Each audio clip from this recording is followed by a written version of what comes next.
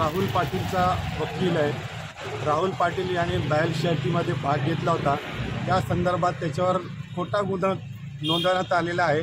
विरुद्ध जे पार्टी आहे त्यांनी हा नेहमी शर्त जे जिंकतोय म्हणून त्याच्यावर खोटा गुन्हा दाखल करून याच्यावर 336 आणि 142, 47 आणि आर्म्स ॲक्ट असे कलमा लावून याच्यावर गुन्हा नोंदवण्याचा प्रयत्न केलेला आहे। आज कोर्टामध्ये हजर केला असता आज पोलीस जज साहेबांनी आमचं म्हणणं ऐकून घेतला आणि फक्त 1 दिवसाची पोलीस कस्टडी देण्यात आलेली आहे।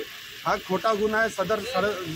सरळ जज साहेबांना पटलेला आहे म्हणून जज साहेबांनी जास्त पोलिसांनी 7 दिवसाची पोलीस कस्टडी डिमांड केली होती।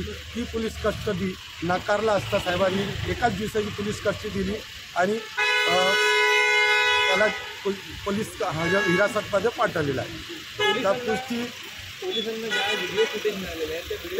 पोलिसांना जो व्हिडिओ फुटेज मिळालेला आहे त्याच्यामध्ये राहुल पाटीलने फायरिंग केलेला असा कुठेही दिसत नाही आणि त्याने कुठलंही शस्त्र वापरलेला नाही। अग्नी फायर जे शस्त्र आहे त्याने कुठेही वापरला नाही। हे फक्त समोरचे जे विरुद्ध पार्टी आहे त्याला बदनाम करण्यासाठी आणि खोट्या गुन्ह्यामध्ये फसवण्यासाठी हे सर्व कट रचलेलं आहे। त्या ठिकाणी दगडफेक देखील झाल्याची